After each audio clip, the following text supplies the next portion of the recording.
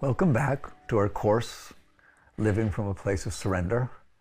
This is session 7, and I've looked forward to this session during the entire course.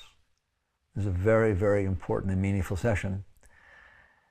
We've built ourselves to the point, and I know you've come along with me, that we can clearly see the predicament that the self, the Atman, the consciousness finds itself in.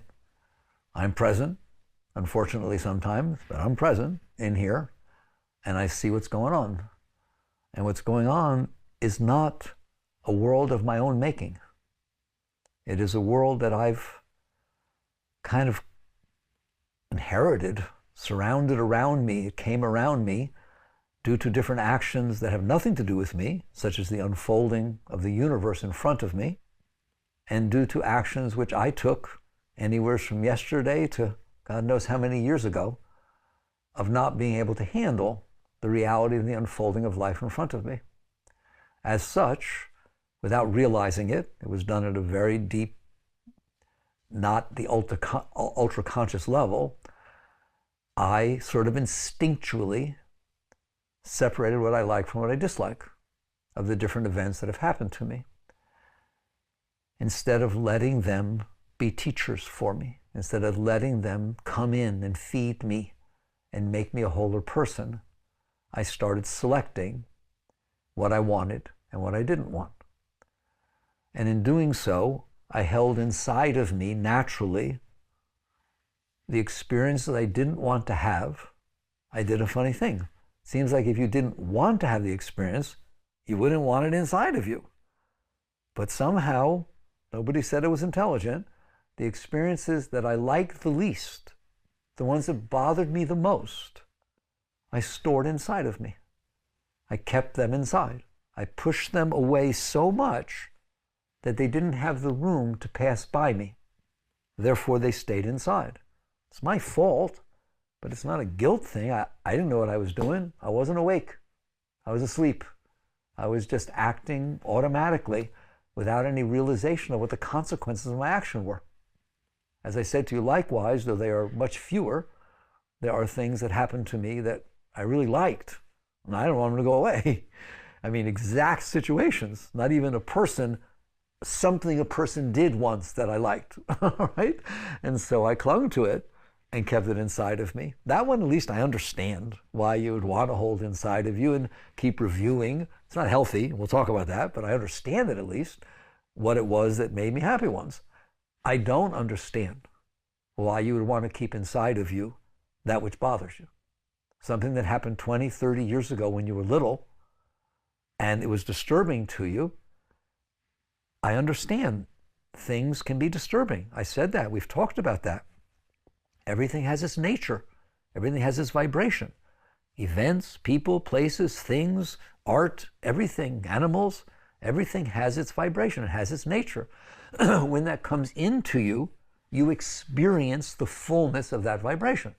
Nobody said it was always comfortable. Nobody said it was always the nicest, most pleasant thing to experience. But we are saying it was real. It was the real event that was taking place.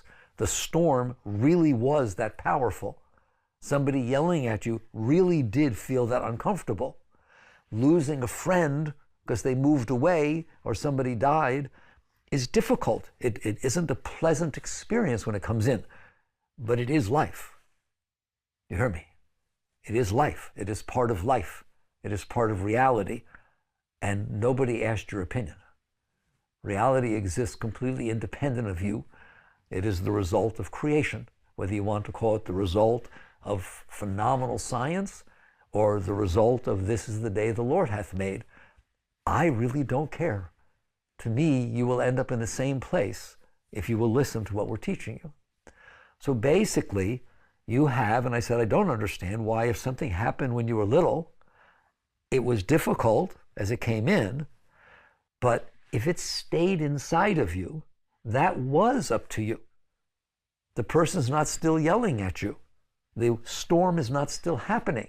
You're still not seeing the snake. So whereas the experience of the snake was a reality in a moment, the moment you get to the point that that moment is over, and yet it's still happening inside of you, You have to own that because there's nobody else responsible for that. You can't even blame God. You can say, God, why'd you show me a rattlesnake? Okay, fine, he showed you a rattlesnake, all right? But you can't sit there and say, God, why do you keep showing me a rattlesnake? He's not. You're doing it to yourself. You're the one who decided to keep inside of you that which was supposed to be a momentary, or at least short-term, Buddhists call it transient, a transient experience that you had. It is not going to stay. No electron has ever stayed in the same place for the history of creation. They move, everything changes. So you have to own that you did this very, very silly thing of storing inside of you experiences that are over. We talked about this in terms of superimposing video images on your TV screen. Of course you don't want to do that. Of course you want to watch what you're watching when you're watching it, and then let it pass through. I don't know where it goes. I don't know where that image goes. I looked behind the TV once. There wasn't a whole bunch of them stacked up. It seems to just go away. It's very Zen. You understand that? It's there when it's there, and it's gone when it's gone. In fact, next time you watch TV, understand that's what Be Here Now is. All right? That image is there when it's there, and then it's gone because it makes room for the next image. It is the same thing inside of you. The image of the reality of life comes in, but you kept it in. And by keeping it in, it superimposes. And what is going to happen, because it superimposes, it will distort the reality that you're experiencing next, period. And there is no way it will not. You understand that? If that image is on top of that screen and then another image on top of that, don't tell me you can compensate for that. You cannot compensate for that. It is a distortion that is taking place. It's like if you put on dark glasses, the world turns dark. If you turn on rose-colored glasses, it turns rose-colored. If you put the image of the things you have stored inside of you in front of you, which is where they're stored, they're going to distort what you're seeing. They will distort everything. And then, as I've discussed, we'll get into it now, you will spend the rest of your life trying to compensate for that distortion, trying to find something that, even though it's distorted, I want to find a movie that, even though I have a superimposed thing, it's bright enough, it's sharp enough, right, that it's able to see its way through the superimposing. Well, good luck, right? But you're now relegated your life to compensating for the problem you have inside. So a wise person starts to work this out. And that is the purpose of session 7, is we're going to talk about, okay, you're right, I admit it, I'm caught. I am caught in this web of this mess that I've made inside.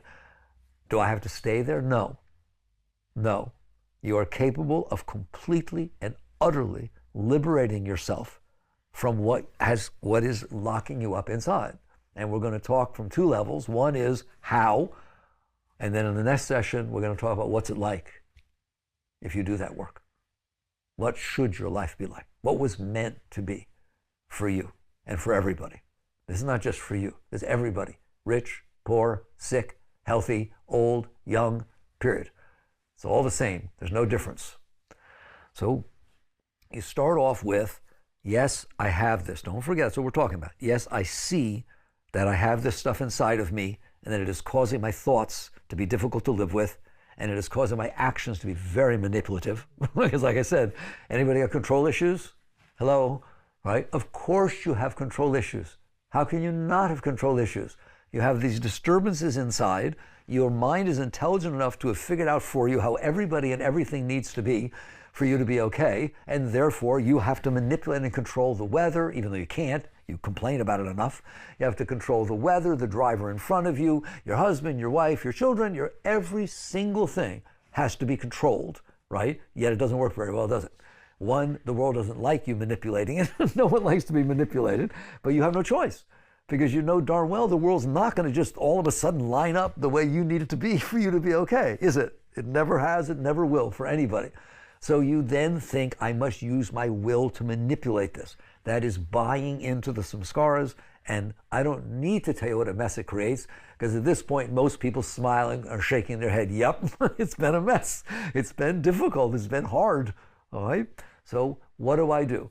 You change your attitude. Your entire attitude becomes, the way I can achieve what I want. Don't give up what you want. I want to be happy. I want to be filled with love. I want to feel joy and enthusiasm all the time. That's what I want. Okay, that's what you always wanted.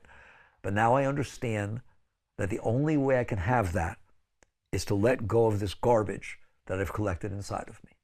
There is no reason to have it inside of me. It is not doing me one single iota of good. Don't tell me that hating your ex-husband for 10 years because of what he or she, whatever it is, did, right, is somehow in helping your life. It's real important I don't forget the way he treated me. No, it's real important that you do forget the way he treated you. Otherwise, it's continuing to treat you that way for the rest of your life. Do you understand that? That's it. And let me ask you a question. You're all intelligent. How long will that stuff stay in there? A week? 2 weeks? How about your entire life? Is it true that when they go in there with psychology and they study this stuff, that they find out these, what were they called? Oh yeah, formative years. What was that? 4 to 8 or something like that, right? That stuff is the foundation of your entire personality. That determines what you like and what you don't like and who you're attracted to and who you're not attracted to. It's exactly what I just taught you, isn't it?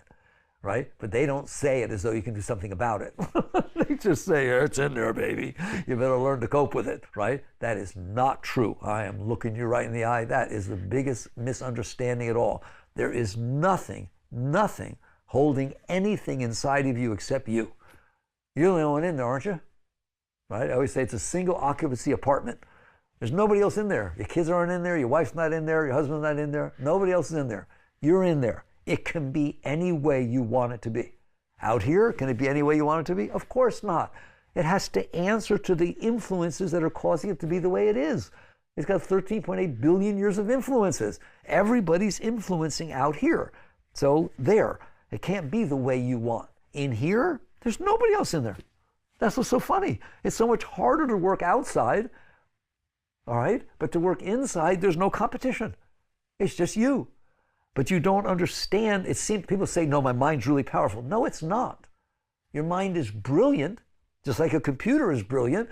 But if that computer's showing you things that you shouldn't be looking at and freaking you out all the time with blood and this and that, all right, you went to that website. It didn't do it, okay? It's just an open internet. You can do whatever you want with it. Your mind is clean. It's empty. It's free. You are the one that's holding the stuff in there. You are the one that's focusing on the different impressions that are in there. You are the doer. You are the only doer in there. There is no one else in there. Do not give up your power by saying my mind is more powerful than me. You made your mind, all right? Yes, if you get it messed up enough, it's hard to deal with it, but you did it, all right? And the same thing with your heart. So now that you've owned it, but this is something you should like to own. Why? I just empowered you. That was a big word in the 80s. People want to be empowered. You are 100% empowered. See, surrender. I'm teaching you surrender right now. It didn't take your power away.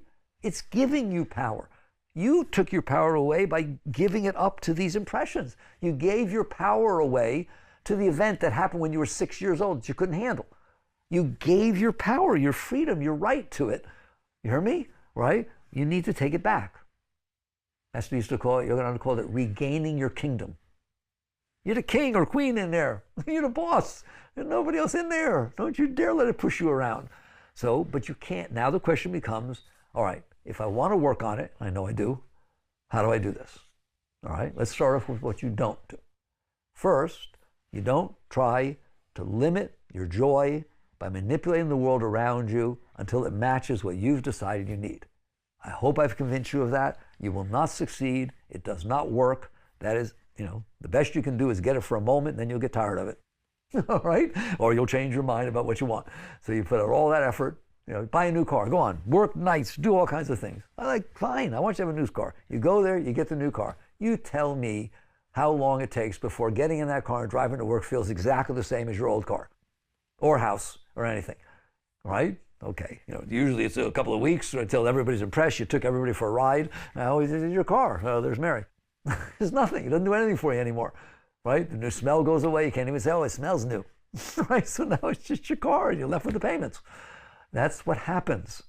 Things cannot make you okay. So the first thing you don't do is think, I need to manipulate and control the world to get it the way my impressions are telling me I need to get it, so I'll be okay. Second, You don't go in there and say, and a lot of people do this, I did it when I started. That's why I'm here to share with you. I want you to skip the mistakes I made.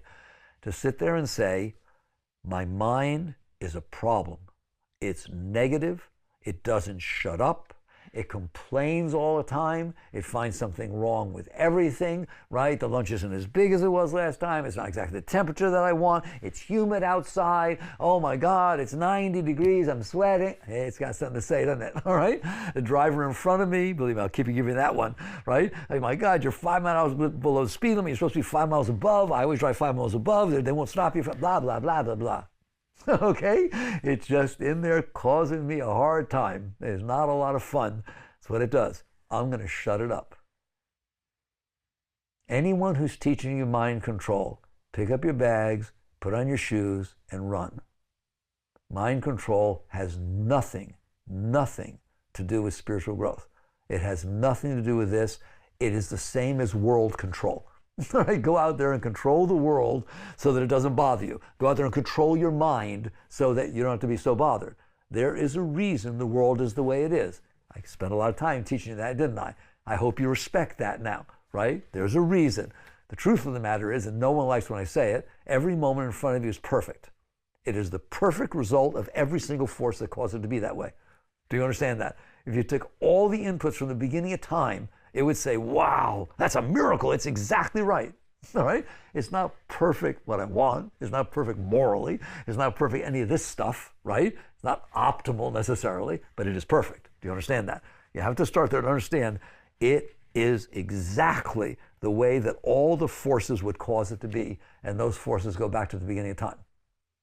Take a breath, okay? I told you, I'm asking you to be open. You can go back to wherever you want, but this is the truth. So it's not about manipulating the world to make it match me, and it is not about fighting with your mind. Do not ever fight with your mind. That's like I'm going to put a knife in two hands and I'll let my left hand and right hand fight with each other. Guess who loses? Me. You can't win with fighting with yourself. Do you understand that? You're a loser.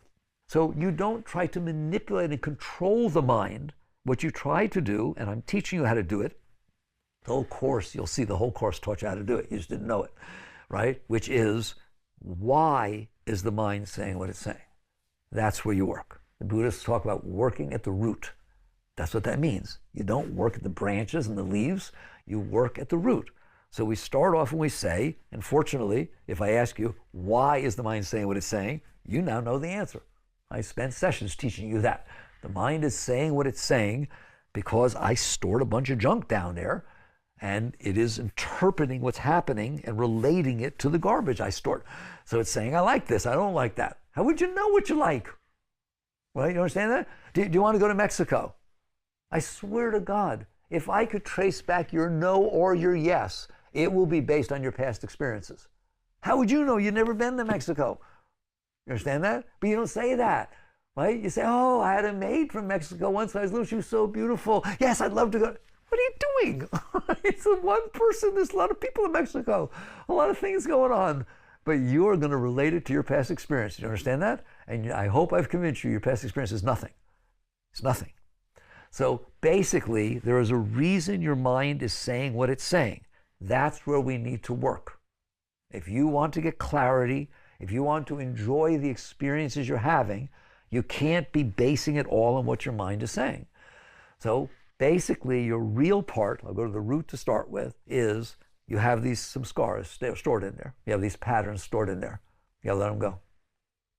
All of spiritual growth is about letting go. It is not about getting anything. It's not about going to the Himalayas and meeting great masters, right? And you see, I got lots of masters behind me, all right? It's not. It's about letting go. If you could let go of what you have stored in there, right, you will get higher faster than if you sat in the presence of the highest master that ever lived and didn't let go. Okay? Do both, that's wonderful, right? But basically, you have to let these things go. You can't keep those in there, right? If you keep them in there, they're going to run your life, period. Like, look, people move into ashrams and have the same melodramas. It's so funny. Have the same melodramas, sitting in the presence of really great masters, great beings. I'm not judging the teachers, right? But they just got the same junk going on inside. I want to be the person who's closest to him. Why'd you give him the water? I want to be able to be the one that gives him the water. And why is he paying more attention to her instead of me? Same garbage. Same garbage. And you got a nicer place to stay. How long do I have to get before I get a nicer place? I promise you, it's going on in every ashram that exists, right? It's unbelievable. You're not going to go where you want to go unless you let go of yourself. Who said that before me? You must die to be reborn.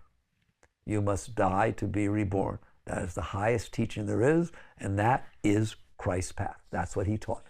He didn't really teach all this other stuff they're doing, right? He said you must die to be reborn. This is what that means. You must let go of who you think you are in order to become who you are. So how does one do that? Let's talk about real spiritual techniques. We were talking about a car driving in front of you, slower. I'm telling you, if you will listen to me, this very act will make up for 6 hours of meditation, of not meditation. I like meditation. I meditated a lot. I used to meditate a lot, right? It's good. It's a real good thing. I'll show you where it fits. Right? But it's not going to take you there. This is going to take you there. So I'm driving behind this car. They're driving slow. My mind is noticing and causing me a hard time. Okay? Answer me a question. What good is that? What good is that doing that your mind is causing you that aggravation while you spend the 5 or 10 minutes driving behind this car till you can pass or they leave? Right? The answer is 0. You're getting aggravated, you're getting uptight, you're not enjoying your drive, you're being negative about the person in front of you. Oh, God knows what the heck you're saying, all right? And I'm telling you, if that person is driving a certain kind of car in a certain color, 3 weeks from now, when you're driving and you see a car that looks similar, you will get a bad feeling and you will try to avoid it. So it's not just in that moment that you've created a problem. You stored a negative experience, mazel tov. You stored another negative experience inside of you. It actually became a samskara. Do you understand that? You may go to work all day and telling people what an idiot was driving in front of me. You may drive by and see that the person is of a certain age or a certain gender or a certain nationality and start to develop a prejudice. I'm serious. Do you understand that? You start to get a negativity about somebody that age of that gender. Yes or no? Am I exaggerating? I'm asking, am I exaggerating? No, I'm not.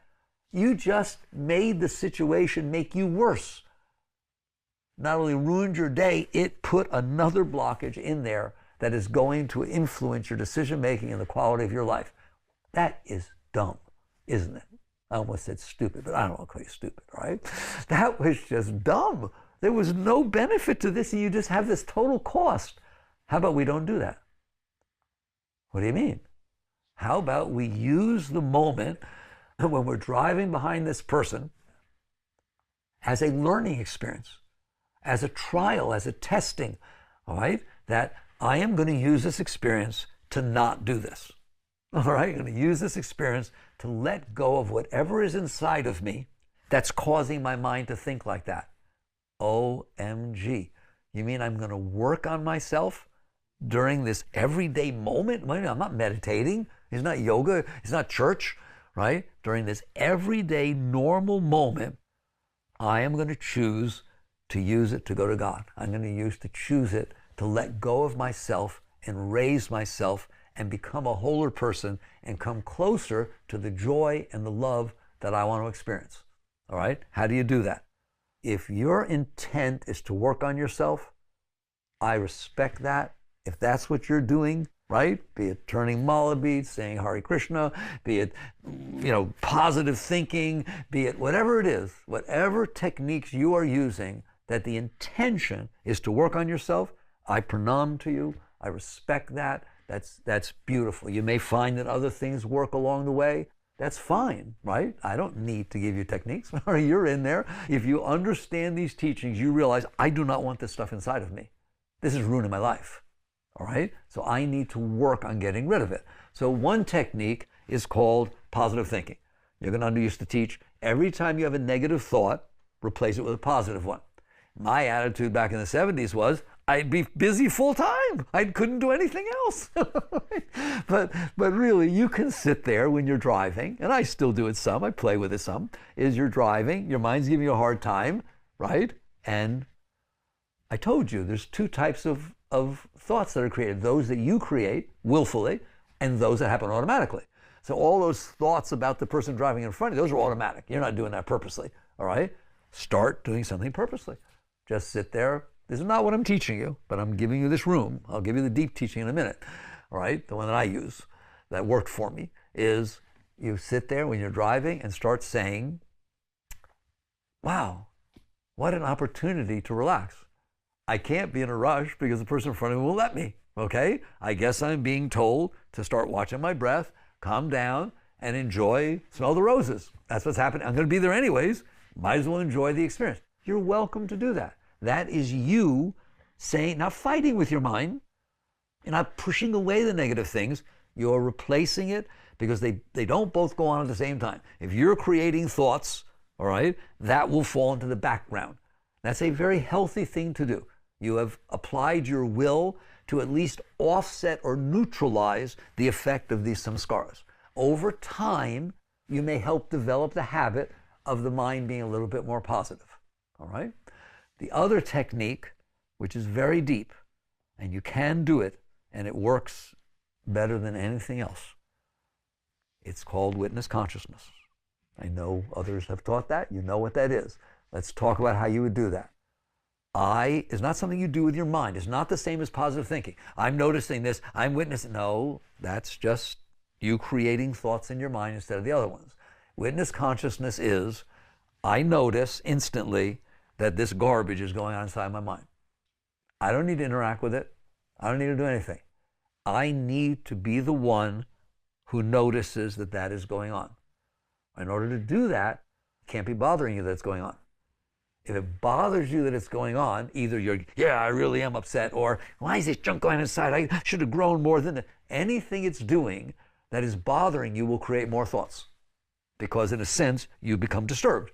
You became disturbed about being disturbed. That's how most spiritual people get, right? I wish I was spiritual, right? And they get down on themselves. It's called spiritual ego. They get down on themselves for not being higher than they are. Why am I still bothering myself about the car? Mickey talked about the car, and here it is going on. Oh my God, I'm so embarrassed. That's garbage. Oh, I hope you skip that step, all right? Just notice that you're not it. Notice, I am aware, and this is what I'm aware of. I am aware, this is what I'm aware of. And then are you ready? You want to do something about it. It's uncomfortable, so you want to do something about it. Here's what you do. Relax. And I'm telling you, the first time you hear me say that, you think, what are you talking about? You're crazy. That neurotic thing inside my head is not going to relax. I didn't tell it to relax. I told you to relax. So you just notice, I'm noticing that, and I'm getting uptight about it. It's uncomfortable to me. It's okay. I notice it's uncomfortable. You're back here, okay? You're back here if you're watching down there. It's just a natural place, right? Back inside. And you just relax. Just don't think about it. Don't do anything. Just the minute you see it, if you want to let something go, you relax. You relax your shoulders, relax your tummy, relax your buttocks, and more importantly, relax your heart. The heart won't relax, but the area around your heart will relax. Do you understand that? You have power in there. You have willpower. What you do with your will is release, is relax. If you will relax around those thought patterns, I'm telling you, you don't realize it, you are relaxing those samskaras. You are giving them more room to be able to release because you're not on top of them, right? You're not letting them express themselves and getting into the mind and feeding them. What you're doing is creating distance, separation between the seat of self, subject, and what you are experiencing, which is the noisy mind at that moment, the object. I need distance between those two. That's what all of spirituality is about. It's not about changing what you're looking at. It's about not getting sucked into what you're looking at. It's being detached, if you will, or feeling at peace, serene about the change that is happening that you're looking at. When you are comfortable with everything that can come from your mind, it will stop. You don't know that. And I don't want you to do it for that reason. People often ask me, well, let's say I'm comfortable. Will the mind still talk? The mind is talking because you're not okay. Half of what the mind's doing is trying to figure out how to be okay, how to get what you want, how to not get. But when you're okay, there's nothing to talk about.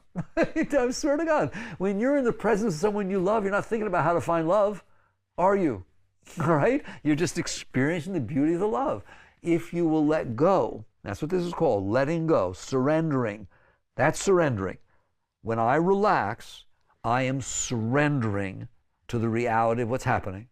The person in front of me is driving slow. That's the reality of the moment. Believe me, there are reasons. You could trace them all the way back why that person is driving like that, okay?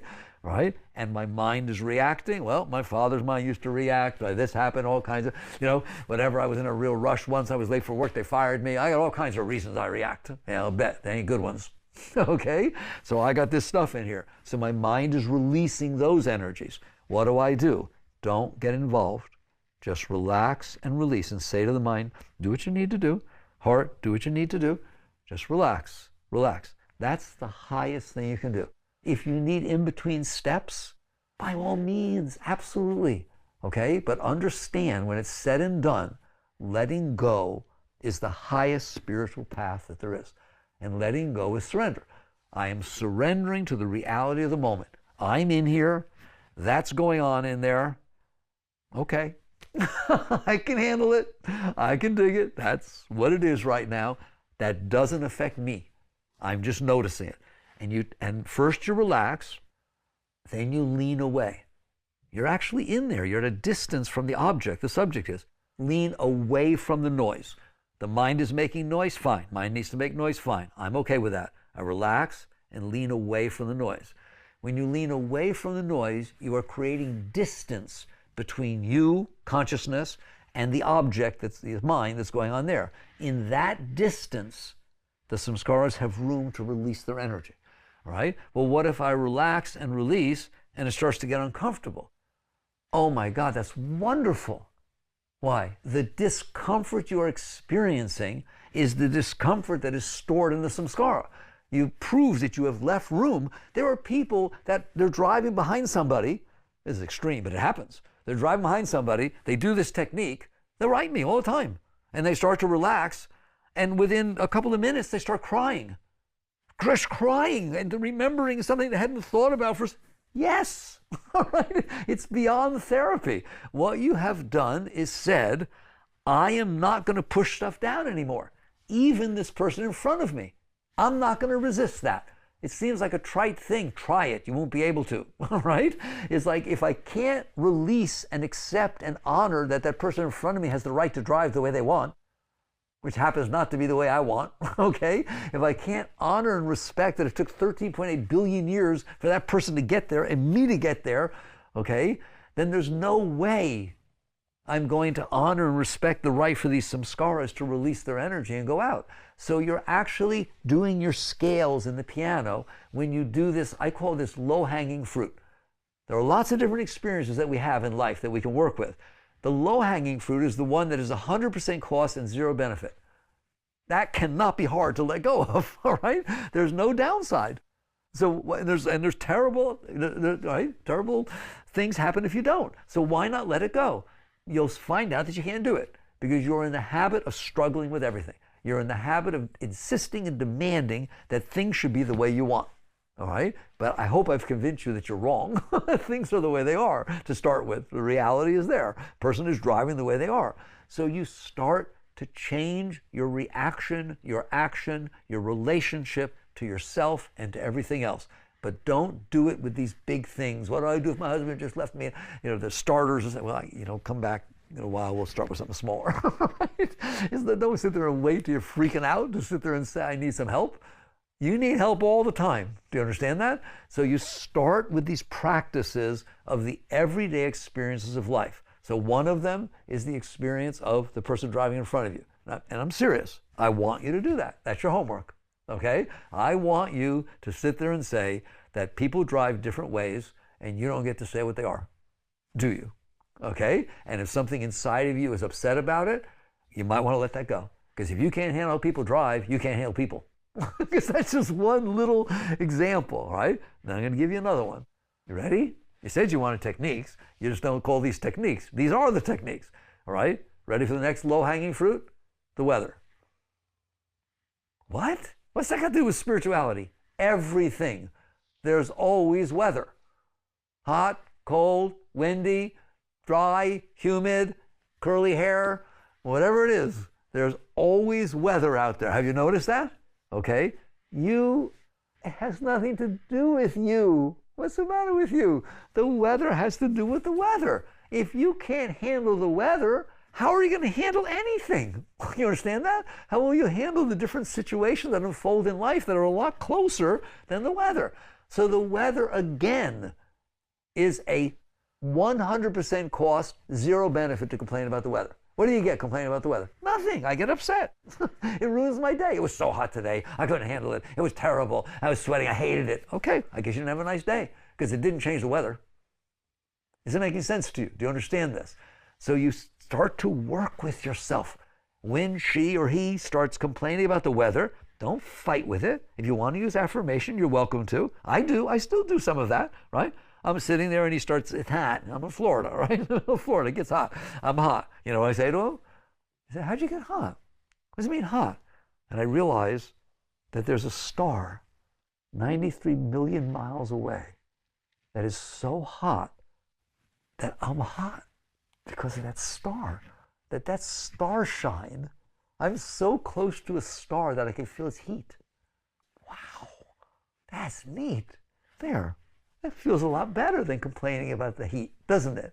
Right? You start to appreciate and respect. Use your mind for something positive and constructive, right? That's using my higher mind to offset my lower mind. I'm raising myself. But ultimately, what you do is you relax and release. You just relax and release. And guess what? If you actually relax and release, it won't be hot. Why? You can't get hot. You can only experience hot. You're way back in there. You don't even live down here. You understand? You don't live in Florida. You're not even on this plane. You're way back in there. So there's no heat in there, okay? And you're just experiencing the message of heat coming back. If you will relax and release back into your seat of consciousness, which again, if I told somebody relax back into the self, they wouldn't know what to do. All right? They don't even know what it is. But if I tell you relax away from the part of you that's complaining, that I understand. There's a part in front of me complaining. If I relax and lean away from where the noise is coming from, actually you're leaning back into the self. That is literally two things happen when you do that. One, you get a distance and you stop suppressing and fighting with the causes of your mind. You relax, give them room to release. And two, you're actually relaxing back into the seat of self. And you will grow fast so spiritually if you will do that with the weather, if you will do that with the car in front of you, if you will do that with all these different situations that right now I'm saying low-hanging fruit. There's no cost at doing this. If you get into, how do I measure? How do I know it's low-hanging fruit? If letting go solves the problem and leaves nothing to work with, right? If you accept the weather, there's nothing else to do, right? If you accept this person driving in front of you the way they are, which you have no choice, there's nothing else to do. Now, if somebody comes up to you and tells you better go do something that upsets you, I still want you to relax and release, but now you got some work to do. You understand that? There's still something left. I'm telling you, I won't even guess at a percentage. A very high percentage, you're just causing yourself trouble. The only reason there's a problem is you said so. Did you understand that? You're literally defining what is unfolding as a problem. And then you're trying to solve it. I hope you got that, all right? You are the problem. You can't solve it outside by doing anything. So you come back into a situation of disciplining yourself to say, if I'm claiming I'm on a spiritual path, let me be on a spiritual path. It's 24/7. It is not what you do on your weekends. It is not that. It's literally 24/7 for the rest of your life, period. You eat, you go to the bathroom, you breathe, your heart beats, you do all kinds of things, all right, for the rest of your life. This one's more important. This one's really, really important. It will determine the quality of your life. And so what you're going to see is as you relax through these things, and I'm telling you, you really do it, just relax. It doesn't take time. You can still go to work, you can still be married. It has nothing to do with that. In fact, it's fine. All the different situations you're in are going to bring to you opportunities to bother you. Have you noticed? right? All of a sudden, you just entered a win-win situation. If something doesn't bother you, that's nice. If something does bother you, it's wonderful. It's an opportunity to grow. So now, no matter what is happening, you're in there working, enjoying, getting closer to God, growing yourself, expanding yourself. It all becomes a positive experience at some level, right? It's just like if you play a sport. Fine, if you're winning and you're better than the other team, that's wonderful. If the other team is better than you, every single play you're learning something. You understand that? You're becoming better at the sport. There, that's a wonderful attitude. You're not losing, right? You win either way. Right now, we're set up in a lose-lose situation. No matter what happens, we lose. That's why we have so much trouble, right? Once in a while, something goes the way we want, but then it fades. If you do this, I'm serious, and get serious about it. About what? My life is devoted to letting go of this garbage I built inside of me. So that if it takes just one moment of one breath, I want to be able to breathe what it's like to be me, right? And you're not going to find you out there. You're not going to find you in your mind. It is you who's relaxing and releasing. Then the next thing that you do, all right, is sit there and say, I ain't putting any more in here. It's bad enough I got all these in here, but if something happens in life and I see resistance inside, I am going to take the time to let go. I don't care how big it is or how small it is, right? I'm gonna, if somebody says to me, they're talking to me and I don't like what they said, the mind starts going, the first thing I do is remember, if I resist this, it's staying in there. It takes 1 second for it to get in, and it could take 10 years for you to get it out. Do you understand that, right? Okay, get wise now. If you want to grow spiritually, you can. It does not cost money. It does not take time. It has nothing to do with your status in life or your age or anything. It has to do with your attitude about what is the purpose of your life. So you have now set the purpose of your life to exploring the depth of your being. Well, that's what spirituality is, right? And it isn't like you have to wait to the end. You know, they say when you die, you'll go to heaven. No, that stuff, right? You constantly grow. I die daily, St. Paul said. Okay? You're constantly growing. You're constantly releasing parts of your being, and you will become higher and higher and happier, and things that used to bother you, you will come to a point, if you let go enough times, that the driver in front of you will not bother you the way they're driving, right? In fact, you start to have fun with it. 10 miles an hour below the speed limit, try 20. It's a world limit. Come on, this is fun, right? You can have fun with things. You're the only one in there, right? You decide the quality of your life. Wake up. And then you get down to what I really want you to pay attention to. That is, and this, again, I swear to you, it doesn't sound any serious now, stronger. This doesn't sound like it's low-hanging fruit. And you will complain when I say this. But this still falls under 100% cost, zero benefit. What? Your past. Anything that's bothering you because it happened before and is not happening now, you tell me the benefit of that. It's over. It's not happening, right? So there's zero benefit and 100% cost. It's bothering you.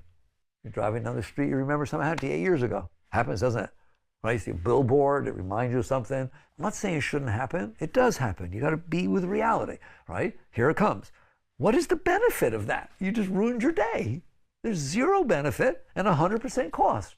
Your entire past garbage that you have in there that's bothering you is of no benefit to you. Don't you sit there and tell me, oh, I don't want to go through it again, so I need to remember how bad it was.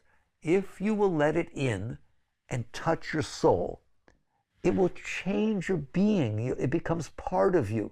You will now know how to deal with it. If you touch a stove when you're little, you don't have to keep in the front of your mind, stoves are bad, stoves are hot, they hurt. I would never own a stove. No way, I cook off microwaves. That's good for you, right? So it's like you just basically have, your whole life is ruined because you kept it in your mind. You know darn well that you don't touch stoves anymore. Why? Because you learned. You didn't memorize. You understand that? You learned. It's so hard for you to understand the difference. It's one way I teach it. At this moment, just for a moment, look at what's in front of you. Just look, nothing particular, just look at the scene that's in front of you. How hard was that to see it? Nothing, I just saw it, okay? Fine.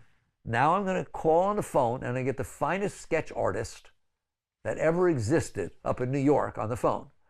When it's done, I want that person to have drawn what you saw exactly. How long will it take?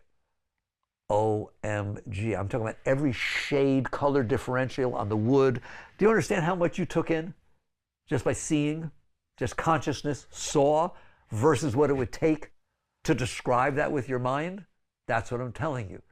When you have an experience and it comes in and touches consciousness, it's a real experience. You will not forget it, but I put forget in quotes because I don't want you to think mind is about remembering. You will know it. How's that? You will know it because the same as you, the sketch artist said, well, how long did it take you to see it? Well, a second. How'd you do that? Oh my God, you're a better artist than I am. No, consciousness is direct. It comes in directly. And then it's a full experience. There's nothing fuller than the richness of an experience itself. So these events that happen were meant to come in and pass through. If you hold them in your mental plane and your mental body, you're going to make a complete mess. So your past doesn't need to be in there like that. And if it is bothering you, and you know it is, right? How much do you have incidences of things in your past that you just soon not remember, have nothing to do with? They bother you when they come up. They're uncomfortable, right? There's all kinds of garbage in there. I didn't do this whole course for nothing, all right? Hey, wake up. I'm telling you it does not need to be in there. There is no benefit having it in there, and you are better off without it in there. And I mean way better off without it in there. In fact, the essence of all of spirituality is that you not have that stuff inside of there, that be gone. All right? Because what's going to happen after that, we'll discuss next, is pure spirit. That's all that's left. What's left when the garbage is gone is the most beautiful thing that could ever exist. So, how do you let go of the past? Gulp. Right? All right? It will come up. I like when people ask me, well, I have so much in here, how do I know which one to let go of? The one that's coming up. There's no game here. It's very simple, right? Things make stuff come up, don't they? Let it come up. That's all. That's the end of the teaching. That's the entire teaching, right? Things are going to happen in your life that hit your stuff by definition because you have stuff, all right? It's the Rorschach test, right? Because you're seeing it in relation to your stuff, it's going to hit your stuff. Everybody understand that?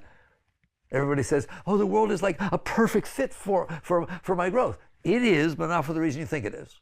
It's perfect fit for everyone's growth, right? Because everyone's looking through their stuff. Right? Therefore, they see it in a way that hits their stuff. Therefore, it's perfect for you. Anybody listening? Okay. The truth is, there's nothing out there. Scientists have told you that. But you see what you need to see. So basically, this stuff comes in, and it hits, and it starts to get uncomfortable. You feel a disturbance in the force. My suggestion is that you don't wait until it manifests and talks a whole lot in your mind. The truth of the matter is, you don't have to be psychic. Every one of you know when you're getting upset before you're upset. Do you understand that? You feel it. You feel when something starts to bother you. That's where you work. This is work. You work on yourself. But my God, you're going to make a beautiful place to live. It's more important than your marriage. It is. It's more important than your children. It's more important than your job. This is you. You're working on yourself directly. Then you can have a wonderful marriage and wonderful children, a wonderful job. But not while you got this mess in there and you're trying to use them to make you okay. All right? So you basically in there, the stuff starts to come up the second, and I mean the millisecond, that you feel that change, relax. But I don't even know what it is. I don't want you to know what it is. You don't have to know what it is to let it go. How's that? All right? Yoga's way deeper than psychology. It goes much deeper. There's stuff in there. It doesn't want to be in there. It wants to come up. It wants to release. And that's what surrender is. Surrender is the act of letting go. So instead of fighting it, instead of pushing it away, but it's not comfortable. It wasn't comfortable when it happened. That's why you pushed it away. Do you understand that? You're going to do the same thing? Let it be down there for another 10 years? Because that's what's going to happen. Right? Who knows how long it'll be before that samskara gets hit again and starts coming up. So you take a serious attitude that the purpose of my life is what we're talking about. The purpose of my life is to let go of this stuff I've stored in me that is keeping me from the depth of my being, that is keeping me from God, that is keeping me from having a beautiful life of excitement and joy, because it is. So the same effort you would put into a relationship, that you'd put into money, oh my God, you work so hard at that. It doesn't get you what you want. There's nothing wrong with it, right? I keep telling you, it is not about renunciation. It's about purification. It's about releasing inside yourself. But you have to be willing to do the work. And it's not going to be comfortable. There, I said it. Right in the camera. It's not going to be comfortable. Why is it not going to be comfortable? Because it was stored with pain. It's going to come up with pain. By definition, when it happened, you had trouble with it. Right? So therefore, what's going to come up is that sense of trouble. The question is, have you evolved? Have you grown? Has your meditation done anything for you? Has your marriage done anything for you? Has any of these different situations that were supposed to make you a wholer person actually done it? Because if it is, and you're still pushing away what happened 10 years ago, I'm telling you, it didn't help you. You need to get to the point where you've grown enough inside to where you say, it's worth it. It's okay. It'll pass. It's fine. It'll pass. And football players play with broken fingers, all kinds of stuff. Like, athletes. Look what athletes go through. Wait a minute. Look what athletes go through in the Olympics. For years, they put themselves through hell to win a gold medal? Come on, give me a break. What are you going to hang on a wall? Then they go fight with everybody. It's like, you know what I'm talking about, right? You're talking about putting out a fraction of the effort. I love you to put out the same effort, but put a fraction of the effort on a regular basis to win everything, to win what they feel when they get the gold medal. I hope. All right? Do you understand that? You're talking about learning to be open all the time. You're talking about learning to not have stuff inside so that when the world unfolds, you appreciate it, you love it, you participate in it. It's a beautiful situation. It cannot happen while that stuff is in there. So your past, it's a very important thing. How do I know if I'm there? One, it's not coming up and bothering you. Two, I want you, it's your homework, but it's really your life work, to be able to look back at your past and say thank you. Period. I don't care what it was. I don't care what it is. I told you, at every moment, there are billions and trillions of things going on in the universe. But you're only having one. You only see one. My God, how can you not appreciate the one you got to see? Right? You just start saying thank you. I came down to earth, and this was the experience, these experiences that came to me. That's what your life is. The sequence of experiences that you got to experience. How can you not like your past? I want you to love your past. I want you to embrace your past. I want you to let go of any sense you have that there was anything wrong with your past, right? It was your past. It's sacred. It's beautiful. It's yours. Nobody else ever had it or ever will. Embrace it. Hug it. Kiss it, right? So in the religions, we talk about forgiveness, all right? I always play a game with people and say, well, just like I said, hope and dreams are not so spiritual. Forgiveness is not so spiritual. Why? Because it means you already judged. The fact that you have to forgive somebody means you got a problem about it. Do you understand that? But it is a good thing to do, all right? It's a very good thing to do, but I want you to do more than forgive them. I want you to let go of the reason why you had to forgive them, which was your pain, your suffering, your scar. Do you understand that? That's what I had to do. Somebody hurt me a long time ago. I need to forgive them. Well, certainly if you don't forgive them, you'll never let it go. But forgiving them alone did not get rid of that scar. It just stopped you from being so heavy about it, right? You need to sit there and say, if I got that stuck in me, that's my problem. Yes, that person did something that wasn't appropriate, but that was 10 years ago. I want you to own that the fact that it stayed in there for 10 years, you did. All right? So you need to accept, honor, respect, surrender to the reality. You know that your past now falls in the category of reality? You ain't changing it. Do you understand that? It is what happened. How can you not accept it? How can you not honor it? How can you not surrender to the reality that this is your... But I didn't want it to be. Oh, come on. You're a 2-year-old baby throwing a tantrum, right? It is the reality of what happened. And if you understand that every single moment in your past took 13.8 billion years to get there, and you're the only one that had the experience, you start to have a different attitude about your past, don't you? I told you, this is not about some external thing or some practice. It's about changing your attitude, how you're looking at things. I want you to look at your past that way. I know you're cringing because you think there are things people did in your past that were wrong and it hurt you and they should pay for them, right? Give me a break. You're paying for them. You're paying for them by keeping them inside of you.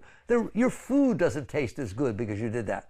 You can't love your spouse as much because you're doing that. Do you understand that? You are blocking your chi flow. You are blocking your energy flow. You go to as many retreats as you want and keep that junk inside of you, right? You ain't doing squat. It just makes it a little bit more comfortable. I had a nice experience, but, right? Even so, I don't even spiritual experiences. I have no interest, none, nothing. Go have a meditation, have some deep experience. If you're coming back to me and want to talk to me about the experience you had, I'm not interested. I'm interested in your state of being. Your state of being. That's what we're talking about, isn't it? Changing your state of being. That's beyond an experience, all right? It's permanent. So basically, if you will let this stuff go from your past, just sit yourself down. It's not easy. Nobody said it was easy. What do they say in working out? No pain, no gain, right? Sports, anything. This is the most important thing you will ever do in your life. Why would you not give yourself that gift? I'm telling you, you'll have no more moods. You'll be high all the time. You'll be, oh my God, it's all fun. It's all exciting, right? So basically, this is a big one with the pets. Yes, your everyday little experiences that have no cost, deal with them. Don't put more stuff in. And I'm telling you, when you have the honor, the gift that your past starts coming up and it's bothering you, wake up right then. Wake up. Say, thank you. This is important. I don't care how small it is. It's important. You understand that? If it came up, what does that mean? It's in there. Do you understand that? It ain't come out of nowhere. Didn't come up in me. Yours didn't come up in me. We both saw the same thing. You understand that? If it came up, it's in there. Therefore, it matters. Do not belittle any of it. And you start this technique, this practice of releasing. Relax and release. I call it R&R, right? You need some R&R. Just relax and release every single time. The minute you feel it, just relax, lean away, and that's it. That's your only job. But what if it comes back? That's none of your business. Do it again. What if it comes back? Do it again. What if it comes up and it's how long is it going to stay? None of your business. Are you hearing me? I'm talking serious to you. No one wants to hear me talk like this, right? This is your spiritual path. This is the true path. This is devoting your life to what matters. But I didn't say devote your life to some image of God and I should do to go to heaven. You told me you want to feel happy all the time. You want to feel joy. You can't with that garbage in there. So this is actually devoting your life to exactly what you want, not I'm telling you you should want. So you relax through your past.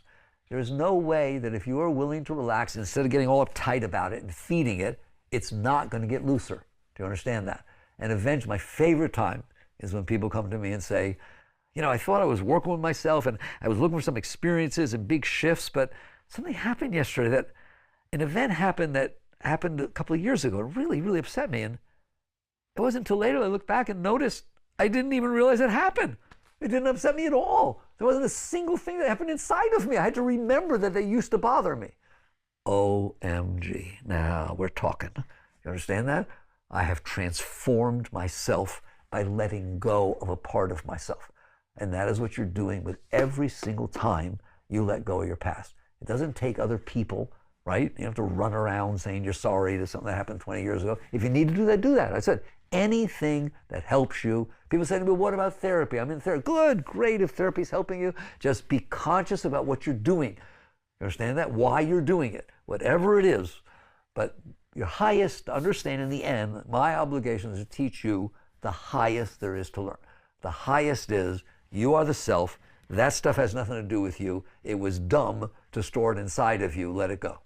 There, that's the entire spiritual path. All right? Sometimes people say to me, I'm not sure I understand all about the past. So I have this analogy that I like, okay? A little example. Every once in a while, when we're driving around, we smell something that doesn't smell so good.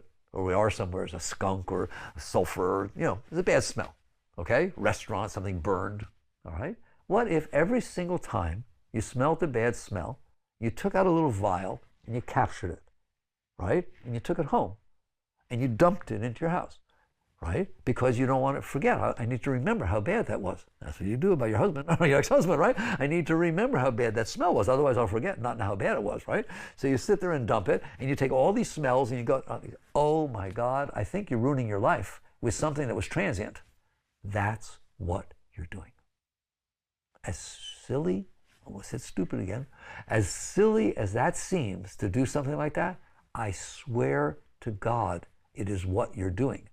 You are taking events that were uncomfortable to you from the past, and you're taking them home and storing them inside of you, in your energy system, in the most sacred place inside of you, so that you can smell them all the time, or you do smell them all the time. In the name of what? In the name of what? Of what good is that? Nothing. If you will work with the everyday moments that have no benefit and just cost, what I call the low-hanging fruit, and you will work with letting go of the past when it comes up. You don't have to search it. Believe me, it's going to come up. You understand that? All your job is, that your mission, should you choose to accept it, is if it comes up, I'm not pushing it back down. How do I handle it? By keeping your hands to yourself. You don't handle it, right? It's exactly, I have this magic way people talking about stop smoking. They say it's difficult to stop smoking. I say, no, there's this magic yogic way. I'm serious. That makes it so it's not difficult to stop smoking. If you've decided to stop smoking, what you will find is that at any given moment, you're going to feel an urge to smoke. That's just reality. You have a habit, right? You're going to have to break a habit. If you break a habit, you don't just say, I don't want to smoke, right? It sounds good once, all right? But then at some point, you're going to feel this urge to smoke. So in order to smoke, what you need to do, you need to find where you hid the cigarettes, even though you claimed there wasn't any. You have to find where you hid the cigarettes. You have to open the pack. You have to take a cigarette out. You have to somehow get it into that hole in your face, not in your eye, but into your hole in your face. Then you have to light the thing without setting yourself on fire. Then you have to inhale, okay? Just don't do one of those things and you'll stop smoking forever, right? That's why if you sit there and tell me I can't stop smoking, that is ridiculous, right? You're the one who's doing it. I understand if I say pick up Mount Everest or press 500 pounds, you may not be able to do it. But you can't not be able to do something that you're the one who's doing it, or not be able to do something, right? Just don't put the cigarette in your mouth. You'll stop smoking, right or wrong. It is exactly the same with this. You're not a baby. You are in there. It is your choice. When this stuff comes up, you're there, right? Either get into it and push it back down and blame people and, all right, and cry again, right? Or relax. Give it room. I want you to consciously be happy to give it room. I want you to get to the place that when the stuff starts coming up, you throw it a party. Oh, hi, right? I used to know when people singing a song. Simon and Garfunkel had a nice song. Hello, darkness, my old friend. Right? Just make it a pleasant experience that you're cleansing. I'm serious, you can. Right? You can make it fun. Nobody said it has to feel good at every level for your heart and so on, right? But you can enjoy the beauty of getting rid of this stuff. My God, people go through chemotherapy to get rid of their cancer. It's really not nice, right? But they go to do it, right? Because, wait, the example I usually give, right? I hear tell, I'll never find out, but I hear tell that giving birth to a baby ain't that much fun. That can be difficult and can hurt a lot. People go back for seconds, thirds, fourths. What's that all about? You want it enough to be willing to go through the pain, don't you? In fact, the pain becomes joy because it reminds you that I'm going to get to have this baby that I want. Do you hear me? Why is this not the birth of your soul? This is the birth of your being. You're going through the process of purification, of releasing. The only reason it hurts is because you stored what hurt you. If you'd let it go to begin with, you wouldn't even think about it now. So at least let it go now. Please, I'm begging you, all right? I care about you. And I want you to understand this is spiritual growth. Do you see that? All right? What you need to do to get yourself in a position to do it if the weekend retreats help you. What about meditation? All right? Is meditation of benefit? Of course meditation is of benefit. Why is meditation of a benefit? Because what is going to happen, you'll be very inspired, I hope, by this course, and then you're going to go out there and something's going to come up, and an hour, 2 hours, or 3 days will go by and you realize you lost it. What do you mean, I lost it? You weren't there. It took over your being. You got completely lost. You were yelling at people. You were complaining. You were crying for a week in your room, and then you came back. Oh, I was supposed to let it go. I can't let it. That's what they come back and tell me. All right. Meditation helps you practice being there. Right? Why do you think people say, did you do your practices today? It's just practice for what I talked to you about. The real work is every minute of every day, every second, when the natural purification is trying to take place and you're stopping it. All right? So if you meditate, what happens is you sit down. People ask me, I don't teach meditation. Why, everybody does. Come on, you want to meditate, you figure out so many techniques, right? If you don't have a technique and you want me to teach you something simple, it's so simple. You sit down twice a day, preferably at the same time. Why at the same time? Because you have to give it priority over everything else, and the act of doing that proves that it's more important. You do it for your food, you do it for your girlfriend, you do it for all kinds of stuff. Hear me? This is more important than everything else you ever do. So pick time more. I don't care. They say now 15 minutes. I used to meditate so much. I don't anymore. Right? But I used to think the more you had to do it a whole lot. I used to think 6 hours of meditation and junk like that. All right? Now they say 15 minutes in the morning, 15 minutes at night. I like that. I swear to God, that's enough. All right? Sit down, take the time. What do? What you're doing during that time is not trying to see blue pearls or have pure spiritual experiences. If you do that, you're going to stop meditating because you'll get disappointed and dejected and blah, blah, blah. You are sitting down for the same reason you sit down to play your scales. If you sit down to practice the piano and expect to be playing Beethoven when you get up, right? You're going to quit the piano, right? You have to sit down and say, the reason I am here is to practice scales. That's all right? The reason you have sat down is to learn how to be conscious inside while your mind doesn't shut up, or while your heart is hurting you, or whatever is going on is fine with me. There is no such thing as a bad meditation. There is no such thing. If somebody comes to me and says, I can't meditate, I say, why? They say, well, I sit down and my mind doesn't shut up. It just keeps talking and talking, touching their feet and pranaming. What are you doing that for? You actually know you're not your mind? You actually watched your mind talk for 15 minutes? You don't do that normally. You get all involved in it. Okay? Now, there's higher meditations than that, but at least your bottom line is don't set expectations. Period. Don't set expectations. I am sitting down because I chose to, because I know I need to be present so that I can work on myself. And this is a time that I don't have the distractions and I can practice being present. That's all. And you'll find out you are present, you just don't like what you're watching. You're always present. You understand that? So what, okay, if that's one way, then let's get a little more interesting, because what happens is the mind, you're addicted to your mind. Let's get that straight. You are more addicted to your mind than drugs. The reason you do drugs is because you want to get out of your mind, all right? That's why people drink and do drugs. You are addicted to every single word your mind says, okay? That's it. You're used to watching it and it's your guru. You used to listen to every word it says. We need to break that. How do we do that? Not by fighting the mind, but by learning to not listen to it. That's all about consciousness. It's not about object of consciousness. So I need to get my conscious, my sense of being, needs to be able to withdraw its attention from my mind when it's talking. That's meditation. All right? How do I do that? The easiest way, and this is the way it's always taught, is to pay attention to something else, not to just try to not pay attention to the mind. That's very hard, all right? So they give you your breath. That's the most common meditation. Watch your breath, right? Well, what's so holy about watching your breath? Nothing, except that it's not your mind. Okay, let's get the basics down, right? If I'm sitting there watching my breath, I'm not watching my mind. Good, right? And then you'll be watching your breath a little bit, then you'll be watching your mind. That's what's going to happen, all right? You will not be able to sit there for 15 minutes and watch your breath. Do you understand that? Good. Good. That shows you how strong your mind is.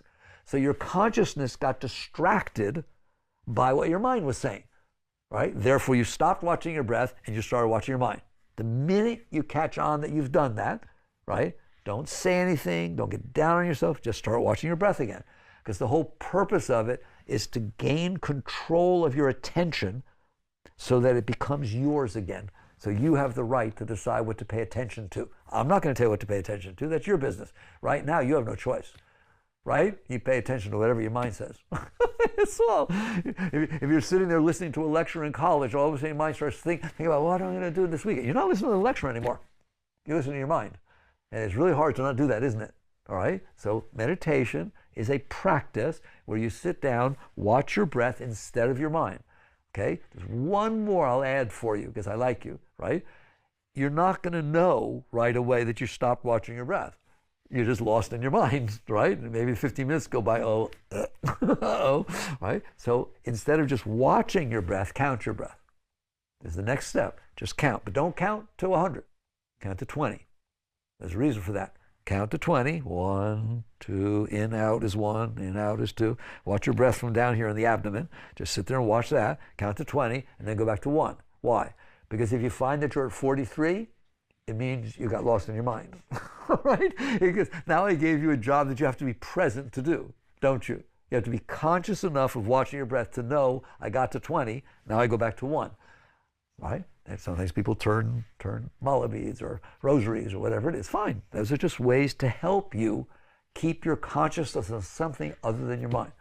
So meditation is easy. Having satori experiences or samadhi is not, okay? But don't worry about that. Just worry about practicing being present. That's what meditation is, practicing being present. I guarantee you that if you will do that on a regular basis, you're going to find that you're there when these shifts happen in your past and when this different stuff happens. Now it's just a question of, are you committed? Are you willing to every single time relax and release, relax and let go? So basically, your spiritual practice happens in your life. Life is your spiritual practice. It is. Life is your spiritual practice. Either it's taking you further away from self or it's bringing you back to self. It is your friend. Everything that happens in life is your friend.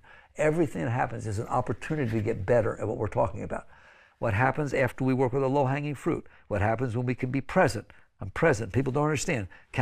People once said to me, I understand before I get in a conversation or an argument or whatever it is, right? And afterwards I can come back, but you're not, somebody actually said, but you don't mean that I'm actually there while I'm talking to the person. Of course I mean you're there while you're talking to the person.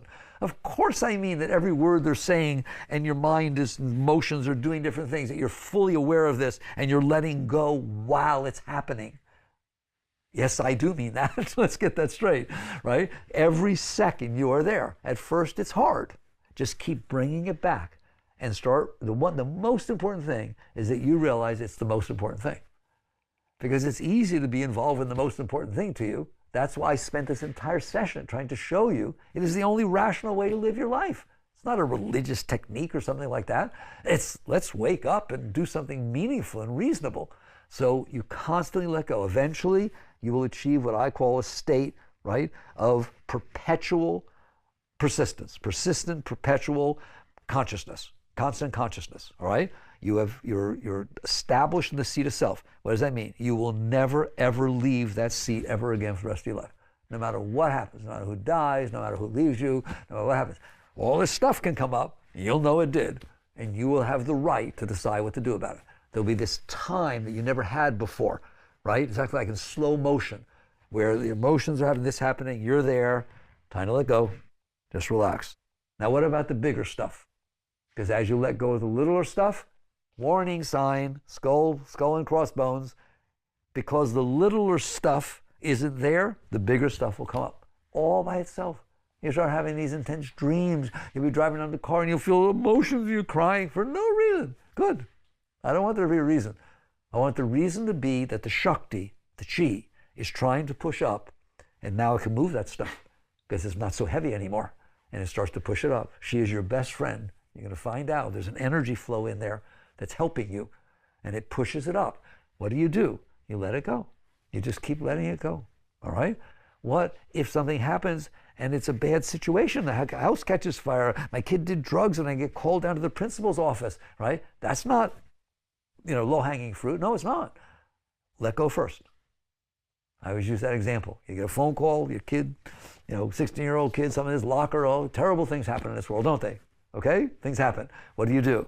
Your mind's going to say, how could he do this to me? Oh my God, what did I do wrong? My husband is so mad at me. We're having enough trouble together. Oh my God, this will be the end of my marriage. Why did you do this to me? I gave you everything.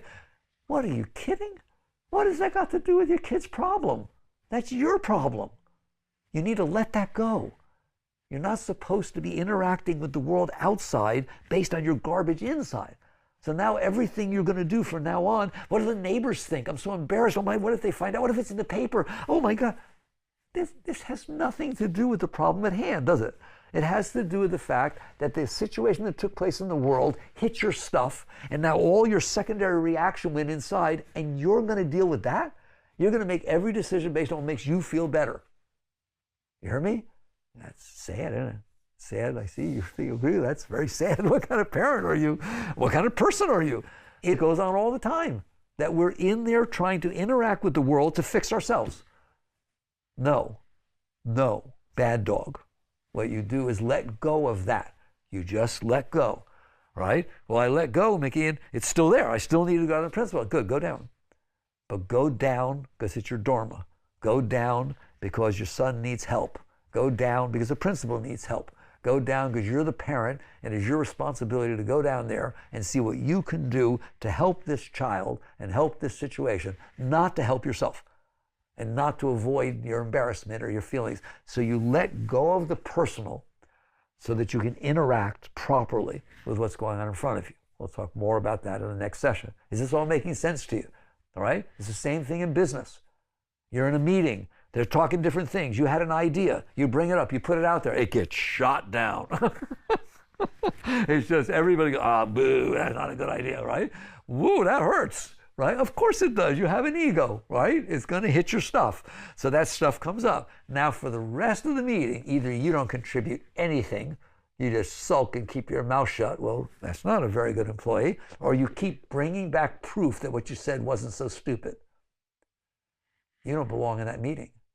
I've literally, and I used to fire people, right? But in a company, I literally had to let people go that were very high level in design meetings because that's what they kept doing. And they were just ruining the meetings, right? It was about them. It was about them proving themselves. It was about them proving that they're smarter than somebody else. No, you can't do that. You can't work like that. It can't be about you. It has to be about what is happening in front of you, dealing with life itself, all right? So basically, this becomes how to work on yourself. Is it clear? I know it's clear. I don't think anybody has any questions. It's just, are you going to do it? Okay? Because you have a choice. Either you work on yourself on a regular basis, and people say to me, sometimes they'll raise their hand and say, but isn't there some time I should be listening to my personal self? Are you ready? No. There is no time, none, that the garbage inside of you is generating energies and thoughts and emotions that are anything but garbage. They will do nothing but lead you in the wrong direction. There is no time it has ever led you in the right direction. All right? You say, but I want to express myself. Express your higher self. Right? Express the deeper part of your being. That's in harmony with life. Keep letting go. Letting go. The entire path is letting go of yourself. What will happen if I do this? That's session 8. That's what we're up to. That is what we're going to deal with in session 8. We're going to deal with what is life meant to be like, right? What can it be like for every single one of you, period? No matter what has ever happened or what you've ever done, it doesn't matter. If you let it go inside of you, it didn't happen, all right? It's not happening. So I look forward to sharing that session with you. I hope you listen carefully to this, and I hope if I've done my job, you understand and you're gulping deeply what it means to live a spiritual life. It means to die to be reborn, just like Christ said. It means to let go of yourself, to transcend your personal self, as Buddha taught, right? It is the essence of all teachings, and it is the truth. And everyone's capable of doing it, right? They just don't want to. I hope throughout this entire course, I've instilled in you the awakening that you do want to. You do want to. This is the meaning of your life. I look forward to meeting you in session 8.